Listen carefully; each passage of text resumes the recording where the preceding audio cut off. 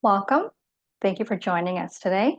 My name is Amy Sam. I am the Health Education Project Specialist at the Maxwell and Eleanor Blum Patient Family Learning Center at Mass General.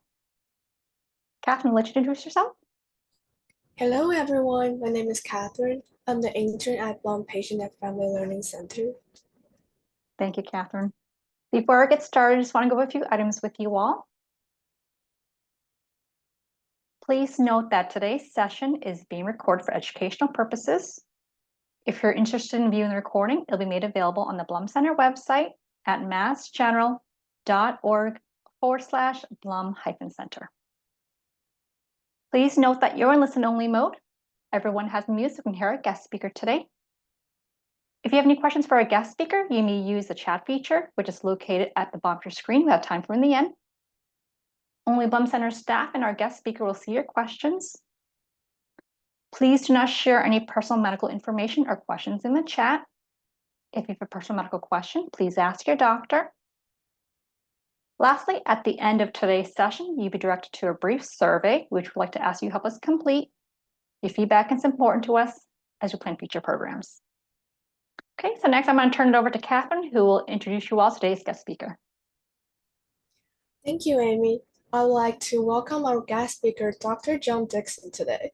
Dr. John Dickson is a neurologist and researcher at Mass General Hospital, specializing in Alzheimer's disease. He helped develop the Mass General Brigham Alzheimer Therapeutics program that treats patients with anti-amyloid therapy. His research focuses on understanding disease processes involved in Alzheimer's disease and related disorders. In recognition of World Alzheimer's Month, Dr. Dickson is joining us today to give a talk on it. Everyone, please join us and welcome him. Thanks very much. Glad to be able to discuss this important topic. I'm just going to share my slides here. So today I'm going to talk about Alzheimer's disease with a focus on diagnosis and treatment, because those are areas that have rapidly evolved in recent years and are still actively changing. So it's important to talk about where things stand now. Hopefully this will provide some context for things that you may have heard about in the news, or we'll be hearing about in some capacity in the future. And before we get started, I just want to share some disclosures. I have served as a safety monitor for a clinical trial that was sponsored by IMAB Biopharma. I also have some research funding through foundations and government agencies. But importantly, I don't have any financial or non-financial conflicts of interest related to any of the medications or diagnostic tests that I'm going to be talking about in this presentation. And I'll also be using generic names for the medications discussed because I have no affiliations with any companies. In terms of disclaimers, the content of this presentation is really for kind of general educational or informational purposes. It's not intended to provide specific diagnostic or treatment recommendations. And this is kind of general information. Your physician may make different decisions regarding your care because of need for personalized decision making. So if you have any health concerns, please seek evaluation from a qualified healthcare provider. So to start off with, we're going to talk about what Alzheimer's disease is. This is actually kind of a confusing and potentially even controversial topic, even though Alzheimer's disease is so common and many people know someone who has had Alzheimer's disease. So there's sort of a familiarity with that diagnosis among many people, but technically what it is can be quite confusing. And we'll talk about why that is and provide some information about what exactly Alzheimer's disease is. And to start off with that, we're going to go back to the beginning with the original description of this disease, which was described by Dr. Alzheimer himself. That's why it bears his name. And quite literally, Alzheimer's disease is the disease that Alzheimer described in this original publication. The translation here in English is shown here for you. And the reason that Alzheimer's disease can be a bit confusing to define is because there were actually two descriptions that Alzheimer originally made. There was a clinical description of the symptoms that the patient had, and those symptoms included a loss of independence in everyday activities. these symptoms were progressive over time. Memory loss was a major component of that, but there were other cognitive changes that happened as well, such as disorientation, difficulty with language. And this is described in the first part of the original publication by Dr. Alzheimer. The second part of the publication described the pathological findings at autopsy when looking at the brain under the microscope. Alzheimer noticed fibrils inside the cells, as well as a deposition of a special substance in the brain, particularly in the outer portion. So really, either of these descriptions could be called Alzheimer's disease, and indeed are, because Alzheimer described them, but they have slightly different meanings because they're viewed in different contexts. But interestingly, not much has changed in terms of understanding this disease over the past century or more. For example, for the clinical description, I have the original description here, and now our contemporary understanding in terms of diagnostic criteria are very similar. Now we consider Alzheimer's disease to be a form of dementia where a patient has impaired activities of daily living, much like the original description. The disease has an insidious onset and a worsening over time, which is reminiscent of the progressive nature of the disease that Alzheimer described. And then prominent memory loss is noted in the current diagnostic criteria, though there's a recognition of other cognitive domains that are affected as well. So you can see that our current diagnostic criteria really reflect a lot of what was originally described. Similarly, for the pathological definition of Alzheimer's disease, we have the original description here, and there's an increased understanding of what exactly was making these changes in terms of the proteins involved, but the core elements are pretty similar to what Alzheimer originally described. There are these neurofibrillary tangles that are composed of the tau protein that occur inside the cells. You can see these kind of round areas where the neurofibrillary tangles are, containing the tau protein, and they're inside of the nerve cells here.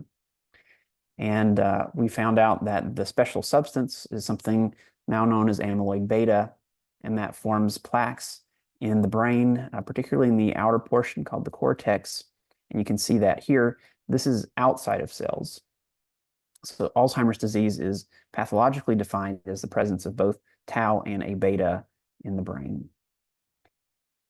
So what is Alzheimer's disease? Well, it's kind of two things. One, a clinical syndrome that has progressive cognitive impairment, often with prominent memory symptoms, leading to impaired functioning in everyday activities. But the other definition is that it's an accumulation of amyloid beta and tau aggregates in the brain. And it can get confusing because there may be a referral to the clinical symptoms or the pathological signs from this condition. And if it's not really specified what you're talking about, it can lead to some confusion. And there can actually be some difficulties where they may not fully overlap. For example, a person could have amyloid beta and tau aggregates in the brain and meet the pathological definition of Alzheimer's disease, but they may not yet have impaired function in everyday activities, so they wouldn't meet the clinical definition of Alzheimer's disease. So that's one of the reasons that this condition can be quite confusing to define. Another confusing aspect is how this is related to dementia. So we're going to talk about what dementia is and how it's different from Alzheimer's disease. So in general, dementia is a term that encompasses symptoms and severity without specifying the underlying cause of the disease. So it includes aspects of how a condition impacts the ability to function in everyday life, for example, at work, or if we're tired in usual activities. It has to be a decline from a previous level of function, can't be explained by another medical condition, and includes one or more areas of cognitive impairment, including memory most prominently in most cases, but many other aspects of cognitive function, including reasoning or judgment, visual spatial functioning, language functioning, or personality and behavior. So dementia is a general term, and you can think of it as sort of an umbrella term that describes many different causes of cognitive impairment. And Alzheimer's disease is one of those, but there are many other types of dementia. So Alzheimer's disease is one specific type of dementia that has a specific cause, as we discussed, the deposition of amyloid beta and tau aggregates in the brain. I want to put this concept of dementia in context of the symptoms overall that people might have with regard to cognitive syndromes. And this kind of gives an idea of what this spectrum is like. Dementia is on the more severe side of cognitive symptoms. It can be broken down further into mild, moderate, or severe dementia.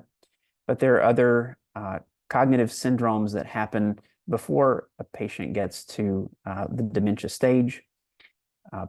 Patients can actually progress from normal cognition to something called subjective cognitive decline, and then mild cognitive impairment before reaching the dementia stage. And there are definitions for each of these different stages, and I'm not providing the formal definitions, but just kind of a graphic here to give a sense of how these things are different from each other. So you can consider aspects including whether a person has cognitive symptoms or not, what the cognitive testing is like from formal examination, performance in complex activities. These would be things that rely on higher level thinking, such as banking, paying taxes, managing medications, things of that nature, and then basic activities, which are generally more simple, such as personal care, like brushing teeth, combing hair, bathing, dressing. And you can see that as you go along the spectrum of cognitive symptoms toward a more severe state, there's more and more of these aspects that become abnormal. And as we discussed, for defining dementia, once someone gets into the dementia stage, they're having cognitive symptoms, their cognitive testing is abnormal, and they're starting to have trouble with activities in everyday life. Usually the complex activities are more impaired first, and then at later stages, the basic activities become impaired. So now I want to talk about Alzheimer's disease diagnosis specifically and give a sense of generally what is done to reach that diagnosis as it stands in contemporary medical practice. So I like to think about the general approach to making diagnosis with regard to cognitive impairment symptoms in 3 levels. The first is thinking about what the predominant symptoms are. This can be, for example, memory impairment, language impairment, visual spatial impairment, where there's difficulty with visual processing or judging distances, behavioral changes, or other cognitive symptoms. And in the case of Alzheimer's disease, most commonly, memory impairment is the predominant symptom. The next level is thinking about how severe those cognitive symptoms are, whether it's manifesting in testing or not, whether it's impacting functioning in daily life, how severe the impact on daily life might be. And this is along that spectrum that we just discussed. And then the third level is thinking about what the underlying disease process is like in the brain. This would be, for example, identifying the presence of amyloid or tau in the brain to suggest Alzheimer's disease. But there may be other conditions that are underlying the cognitive syndrome, such as these other causes of dementia that I listed here. So in the way that we go about making this diagnosis, the first 2 levels are done through a clinical evaluation, which is with questions and examination. And then the final part here is done with labs and imaging. So the general clinical evaluation for cognitive impairment includes generally 2 parts. The first part is the medical history, and this is where there's a discussion about the cognitive symptoms that people are having. For example, when those symptoms started, what the symptoms were like when they began, how they have changed over time, for example, gotten worse or developed additional symptoms, and how this has impacted functioning in everyday life, such as able to make decisions, manage medications, manage finances, or do aspects of personal care. There are a number of other symptoms that are important to assess as well to get a better sense of what other symptoms might be associated with the cognitive symptoms. For example, motor symptoms in the case of a Parkinson's-like condition, sleep changes, mood changes, and any other symptoms that are associated with the development of the cognitive symptoms. And then it's important to understand a person's health overall, including other medical problems that a person has had in the past, what their medications are like, any medication allergies, and then family or social history. And this medical history is actually very important and helps us to begin thinking about what possible causes there could be to the cognitive symptoms that people are having. And that can be further evaluated with an examination, which is consisting of multiple parts. One of the most important parts for cognitive symptoms is the memory and thinking testing that's done. Sometimes that's done in a series of questions or a sheet that takes 5 to 15 minutes. That can be done in the clinic. There's a more advanced testing that's done in a separate appointment that can last for a couple of hours even, and it's very detailed cognitive testing. Other aspects of the examination include examining for movement or motor abnormalities like a tremor, sensory testing to assess how the nerves are processing information from the body and sending it back to the brain, reflexes, and walking or balance. There are some basic tests that are done in the initial evaluation, often to get a sense of many different possibilities. And these are generally included in two aspects. One is brain imaging. MRI is the preferred method if possible because it provides more detailed information, but some patients can't receive an MRI because they have metal implants or claustrophobia, and in that case, a head CT would be another option. But this gives us a chance to see what the brain looks like, to see if there are any other explanations for symptoms the patients might be having, and can exclude other possible causes of cognitive change. The other aspect of a general evaluation with testing is some laboratory testing with blood. That includes thyroid function and vitamin B12 levels. And the reason we test for these is because if there are abnormalities here, they can actually cause cognitive symptoms and are easily corrected by giving medications. So it's important to identify these early in the process. So these are tests that are kind of general for cognitive impairment evaluation. But then there are specific diagnostic tests for Alzheimer's disease. And this is something that has really developed a lot in recent years and has been changing rapidly just in the past year alone even. So for these, the goal is to determine whether there is evidence of amyloid beta or tau in the brain.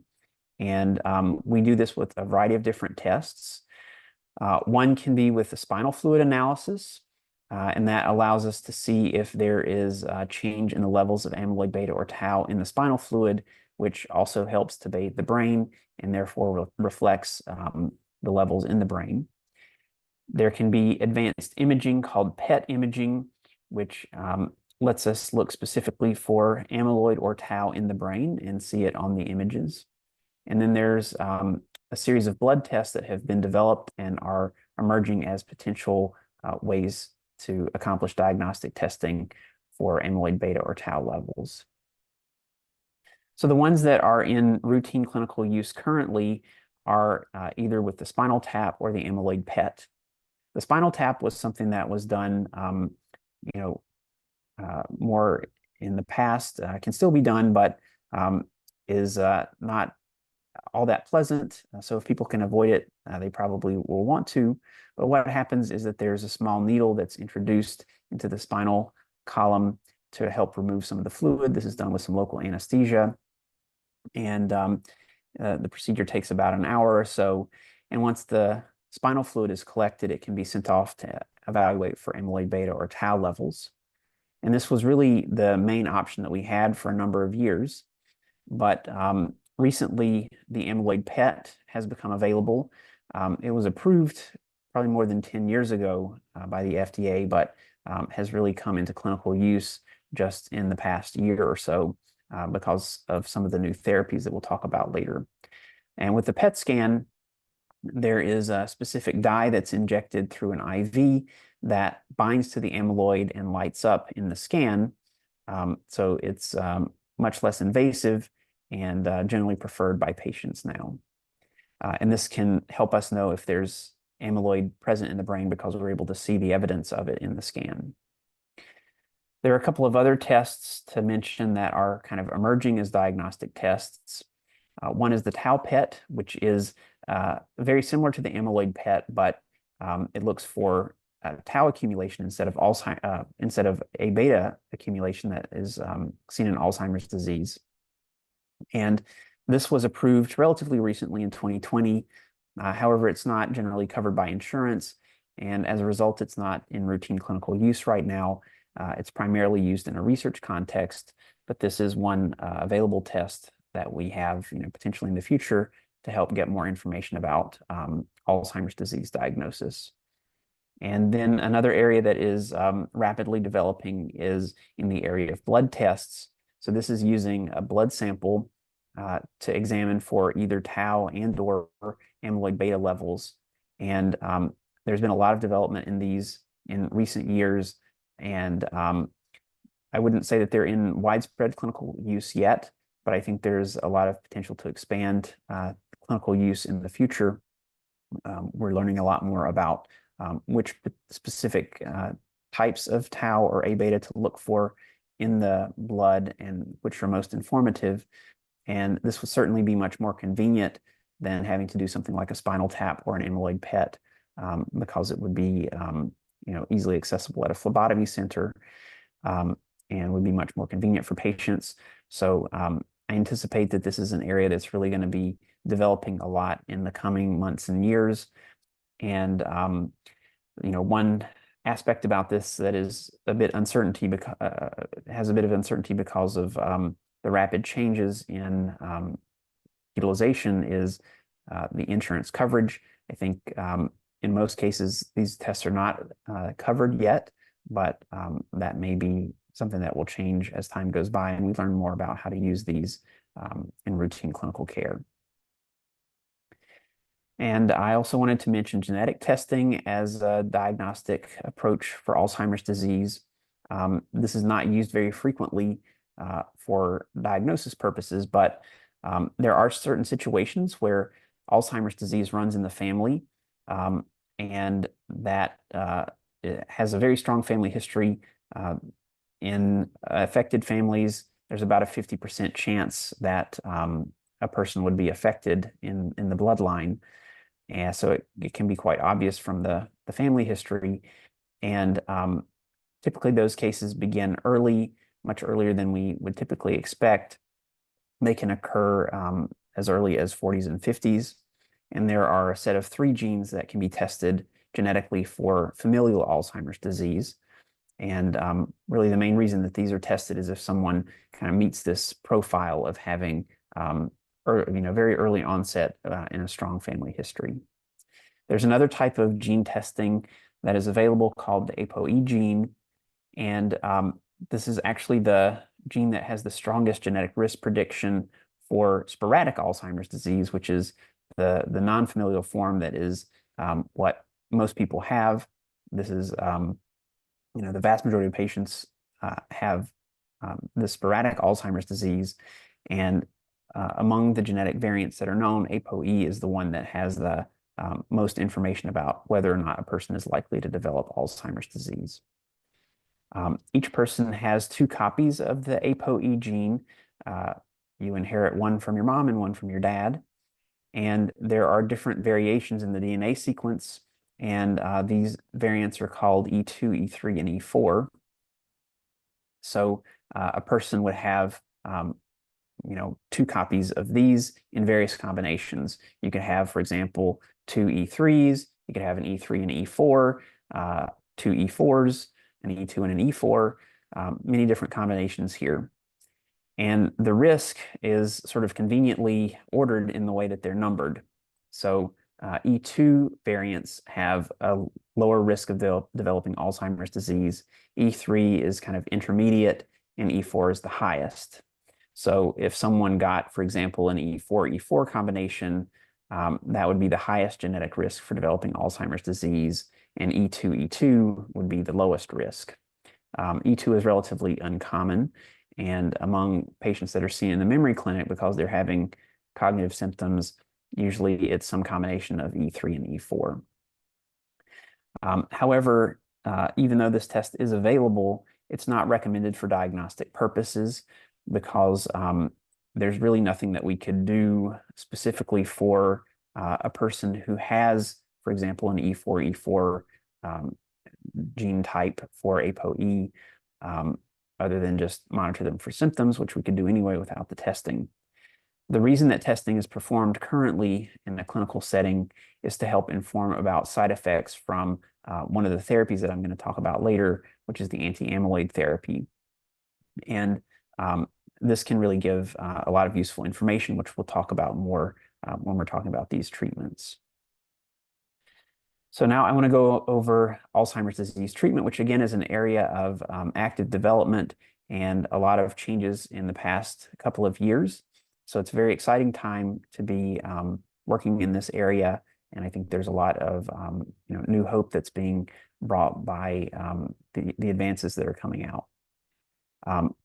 So I wanted to start off by talking about treatments that help to promote cognitive health and help prevent cognitive decline. Many of these are lifestyle elements and don't involve medications. So that's a really good thing that you don't have to have a prescription for any of these or most of these. This table kind of summarizes the recommendations. The recommended approaches are here on the left, and then it kind of shows which of the national and international bodies have made formal recommendations to use these approaches. Physical activity, particularly cardio type activities that get the heart rate up a bit, are beneficial and recommended kind of universally for helping to prevent cognitive changes as much as possible.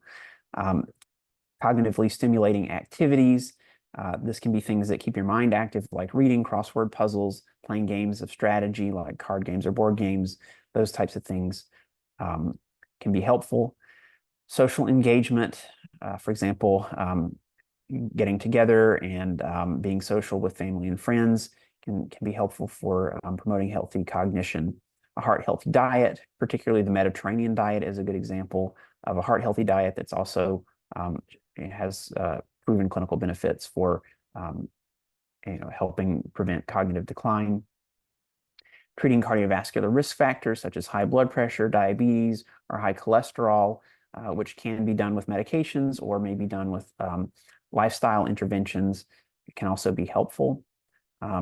Similarly, maintaining a healthy body weight can be useful, and many of the aspects that help with that include physical activity and a healthy diet that also help to manage cardiovascular risk factors. Stopping smoking, or at the very least reducing the smoking, is helpful. Managing stress and depression, getting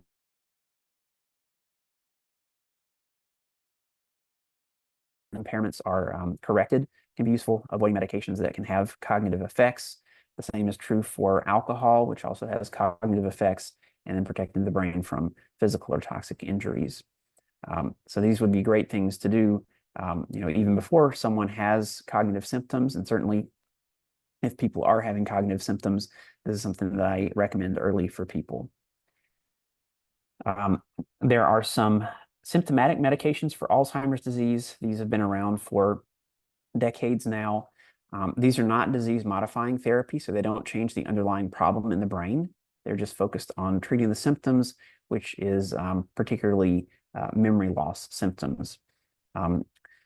These medications have a generally modest effectiveness, but fortunately don't have a major risk profile. So for most patients, it's reasonable to take one or both of these medications if they do have Alzheimer's disease.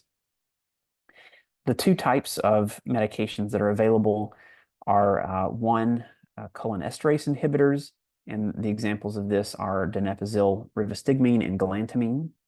And these medications are available either as oral medications or patches. And the way that they work is they help to boost the levels of a deficient neurotransmitter in Alzheimer's disease. That neurotransmitter is acetylcholine, and it helps with memory.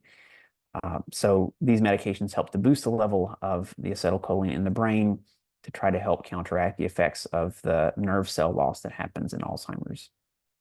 There are some side effects, even though this medication is generally well tolerated. The side effects include GI upset, such as nausea or diarrhea.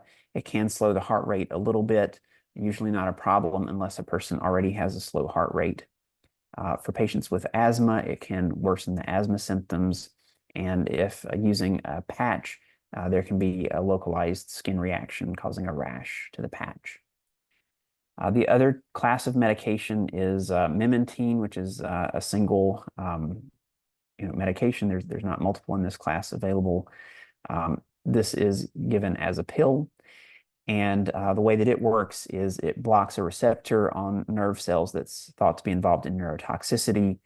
So this kind of helps to prevent the neurotoxicity effects. And this is generally well tolerated as well, though side effects may occur, such as dizziness, confusion, sleep disturbance, or headache. So these have been available for a number of years and really were the main form of treatment that were available for patients with Alzheimer's disease up until just recently. But within the past few years, there's been kind of a major leap in therapy for Alzheimer's disease in the form of what is now the first disease-modifying therapy to treat Alzheimer's disease. And the way this works is to use an antibody to help the body remove amyloid beta from the brain. So it takes those amyloid beta plaques and clears them out and removes them by helping the immune system take away those proteins. There are currently 2 drugs that have full FDA approval that work by this mechanism. One is lecanemab and the other is donanemab. And these are used and approved for treatment in mild cognitive impairment or mild dementia due to Alzheimer's disease. Both of these medications are currently given by infusion with an IV, and they do have side effects, some of which can be serious. The most concerning side effect is this one called amyloid-related imaging abnormalities, which is abbreviated ARIA, since this is a mouthful. And then the other notable side effect is an infusion-related reaction.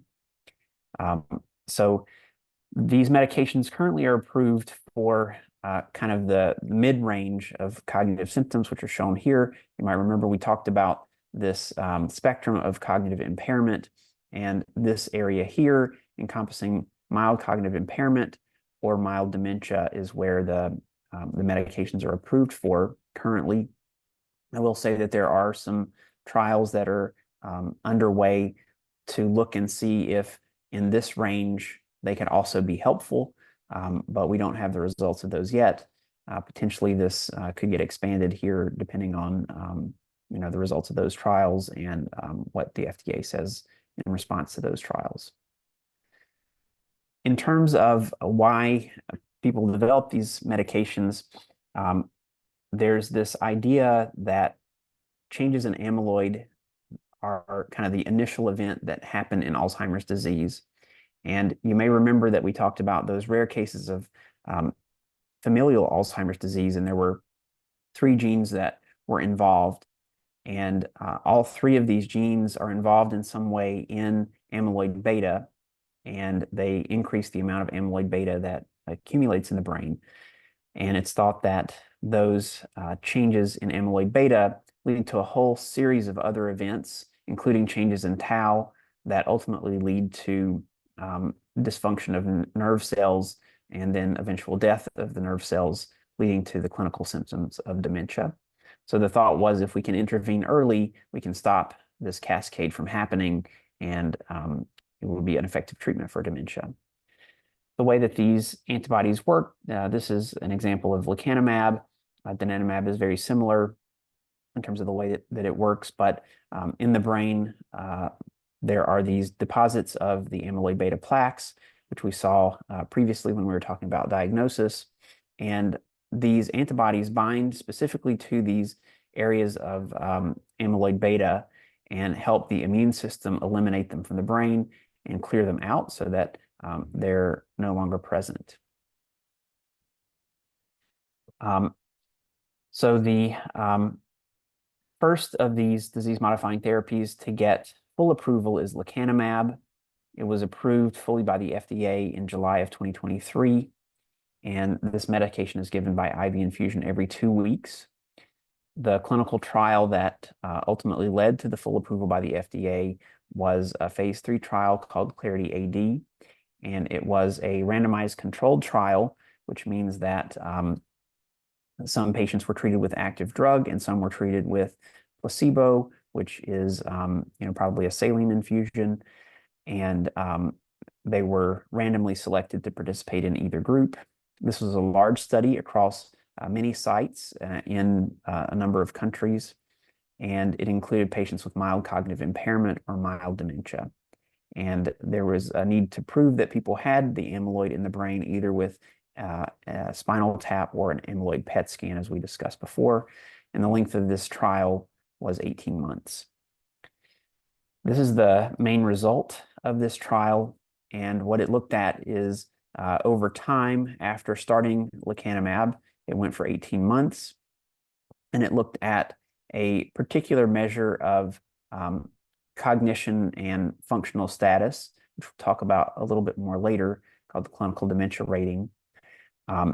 But this shows how the decline in cognitive performance was for those treated with lecanemab or with placebo.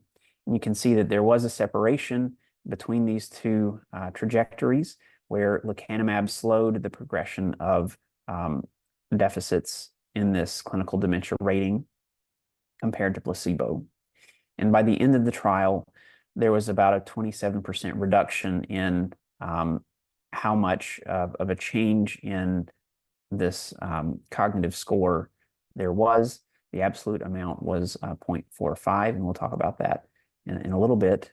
This is close to the smallest increment on that scale, which is 0.5. Donanemab is the second agent that's been approved that works in this way. It was approved just this past summer and has monthly infusions, so it's less frequent administration. It also had a phase 3 trial called the Trailblazer-ALZ 2 trial, and that was also a randomized controlled trial. Similar number of participants across a number of centers, similarly included mild cognitive impairment or mild dementia stages, and required amyloid beta deposits to be determined. This was done by amyloid PET, and this trial also included a tau PET scan to assess for the tau burden as well. This also was an 18-month trial. There were some innovative ideas in this particular trial. One was to use amyloid PET repeatedly to determine if patients had cleared the amyloid from the brain, in which case the amyloid would be negative.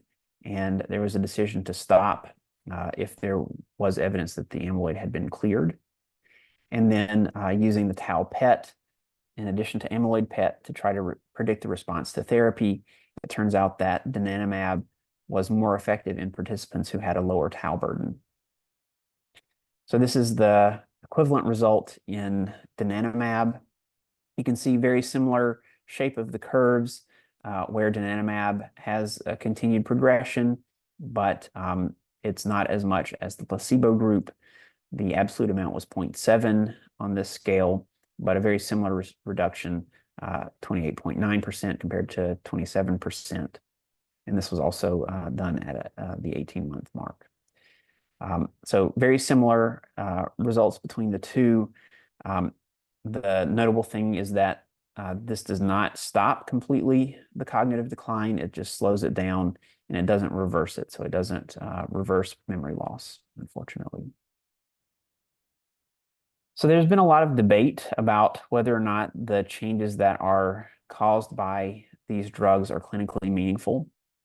And in this scale, the CDR sum of boxes, a score of less than 1 really is 0.5 is the only increment that you have.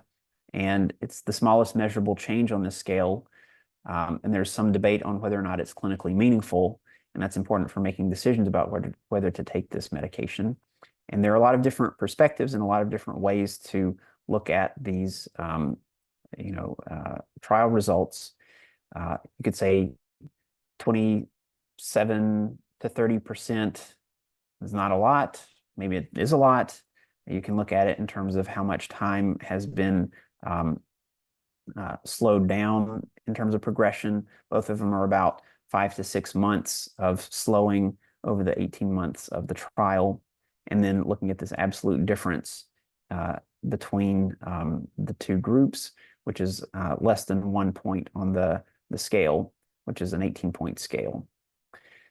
So this is what it actually looks like to make the ratings on this clinical dementia rating. And we won't go through this in great detail, but there are 6 areas that are assessed, including memory, orientation, judgment and problem solving, community affairs, which is like activities outside the home, home and hobbies, which is activities at home, and personal care, like dressing, bathing, shaving, brushing teeth, combing hair, those types of things. And for an individual at a given point in time, they can be assessed in all of these domains based on whether they have no, questionable, or very mild, moderate, or severe impairment in those. So as an example, this is a made-up example of a person who has some moderate memory loss. That gives them a score here of 1, and then the rest are 0.5, where there are some mild changes in orientation, problem solving, community affairs, home and hobbies, and they're fully capable in self-care. And this clinical dementia rating has the sum of boxes, if you remember seeing that, and that literally is just summing up these boxes: 1, 1.5, 2, 2.5, 3, so, and this is 0. So this person now has a score of 3.0.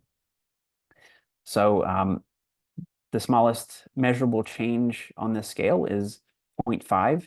So what if we gave this person an extra 0.5 by changing their score in community affairs? Now their score is 3.5. So it's a 0.5 difference between what we talked about before. But now this person, as opposed to having slight impairment in activities outside the home, they're now unable to function independently in activities outside the home. So they can't leave home by themselves. So, even though this is a small blip on the scale, it actually could be a very big deal for this patient. And I will leave it to you to think about whether or not you'd rather be in this case where you have some mild impairment in activities outside the home but are independent, or a loss of independence.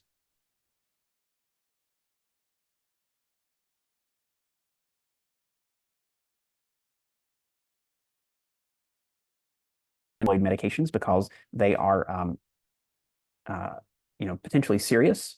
So it helps to think about these in the context of whether or not a person would want to take these medicines. The most important one to talk about is the amyloid-related imaging abnormalities, or ARIA. This is the one that is the most scary. There are 2 subtypes of ARIA. One is called ARIA-E, which stands for edema or effusion. And this is areas of swelling either in the brain itself or in the areas just outside the brain. And you can see that on the MRI here. This lighter area is an area of swelling within the brain. So this is one type of ARIA-E. And the other is where there's swelling outside the brain, just outside. And you can see that it's kind of filling in the fold between, or the area between the folds of the brain. And this is also a type of swelling that's considered ARIA-E. The other subtype is called ARIA-H, and that H stands for either hemosiderin or hemorrhage. And these are areas of bleeding either in the brain or outside the brain. You can see that as an example here on this image. The dark areas here are areas of microscopic hemorrhages inside the brain itself. And then this area of darkness is an area of bleeding that has happened just outside the brain is kind of filling in the space between the folds of the brain. So these are the two general types of classification of ARIA. And there's a wide range of clinical manifestations of this condition. Some patients have no symptoms at all. In fact, the majority of patients have no symptoms at all, and we're only able to know that they have it because we get an MRI. But there can be, severe symptoms, including even a handful of cases that have led to the patient's death. There are a variety of risk factors for developing ARIA. Treatment with an anti-amyloid antibody is one of the big risk factors.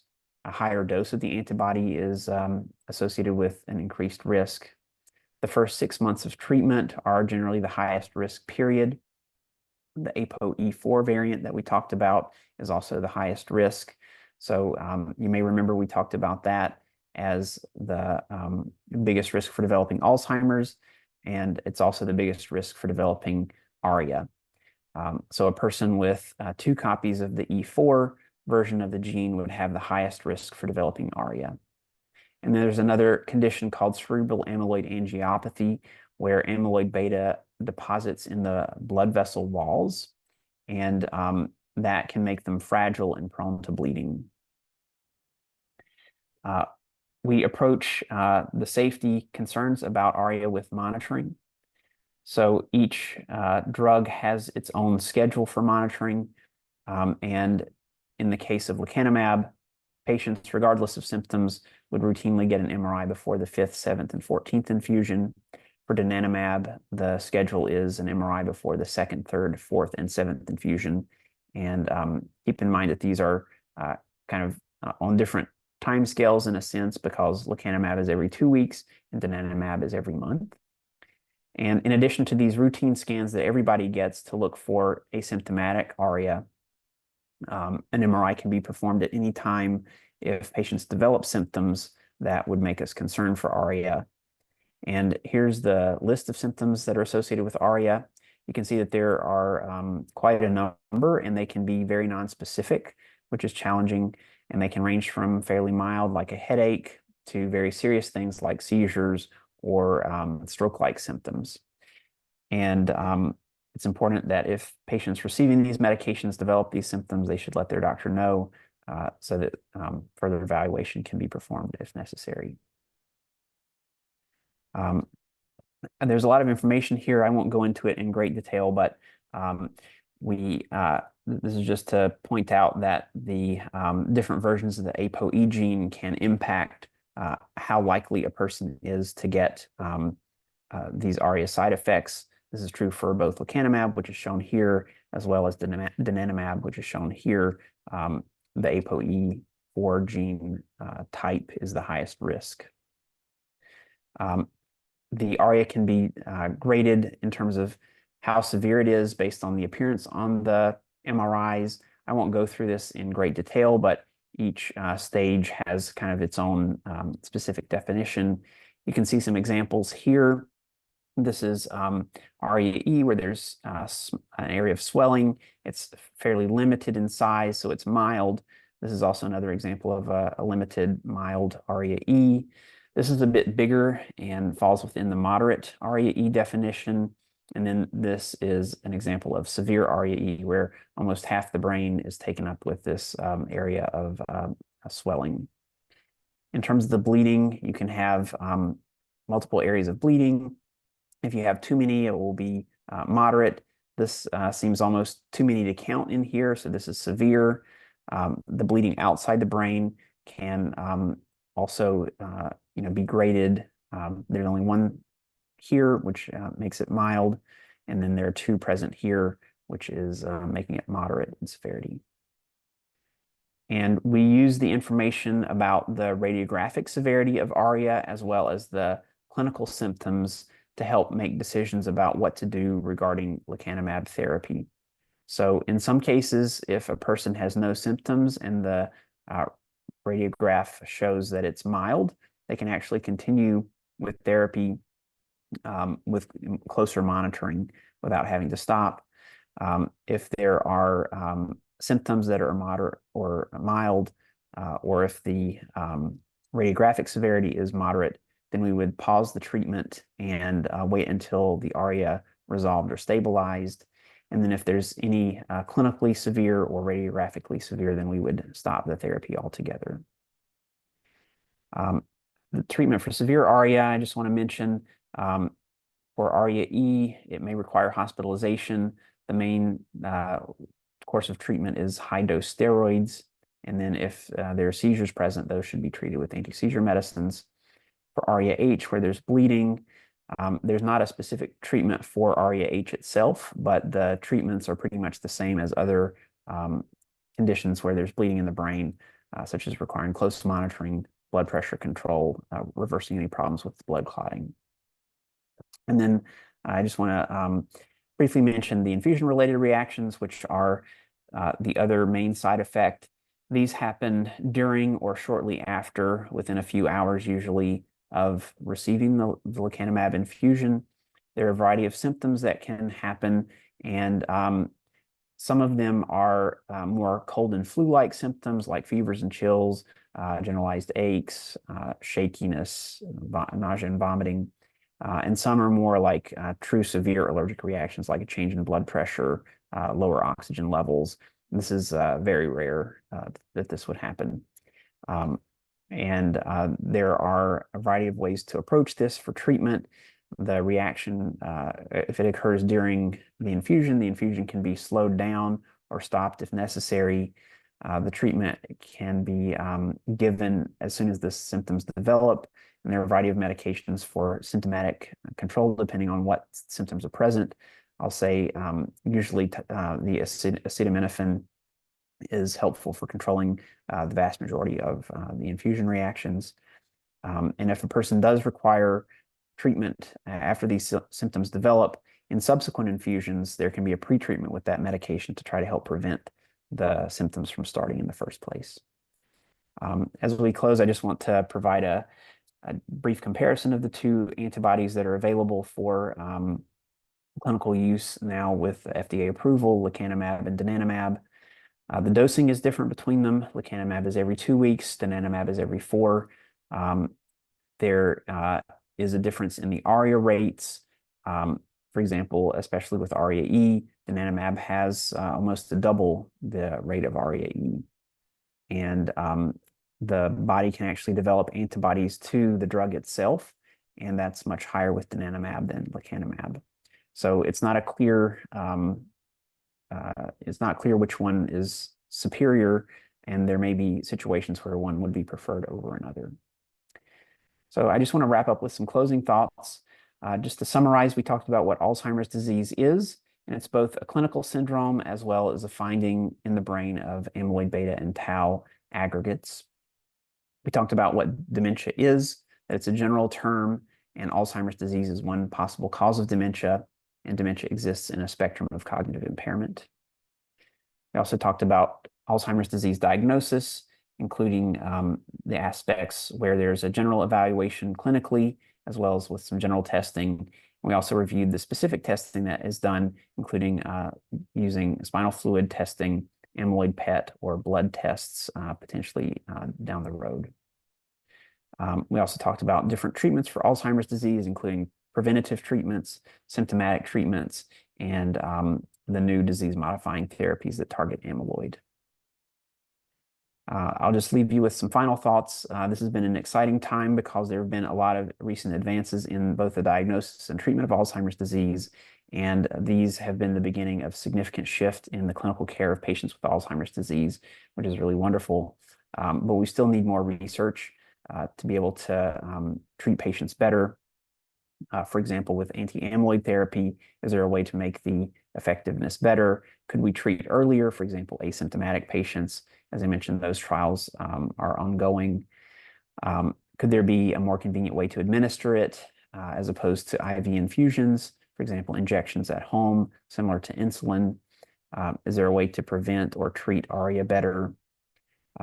We talked a lot about amyloid targeting agents because that's what's clinically available, but tau also accumulates, so might there be an opportunity to treat with targeting tau? There are ongoing clinical trials that are using this approach, So hopefully in the coming years, we'll learn more about that. And there's a growing recognition that the inflammatory response in the brain to Alzheimer's disease is important. So more research is needed to understand that better. So with that, I'll end here and happy to take questions or discussion. Thank you, Dr. Dickson. We do have a few questions. We have a question regarding ARIA. Are you at higher risk of ARIA if a patient is on blood thinners? What if any comorbidities may impact this risk?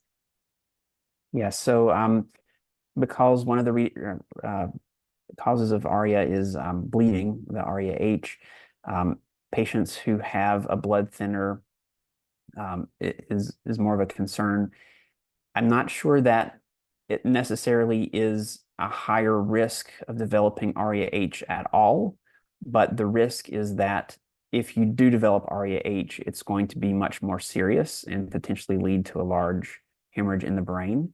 And for that reason, at Mass General and within the Mass General Brigham system, we exclude patients who are on a blood thinner from therapy because we're concerned about the risks. And there have been cases where patients have been on blood thinners, developed ARIA, got very sick, and actually died from it. So we're trying to prevent that. Thank you.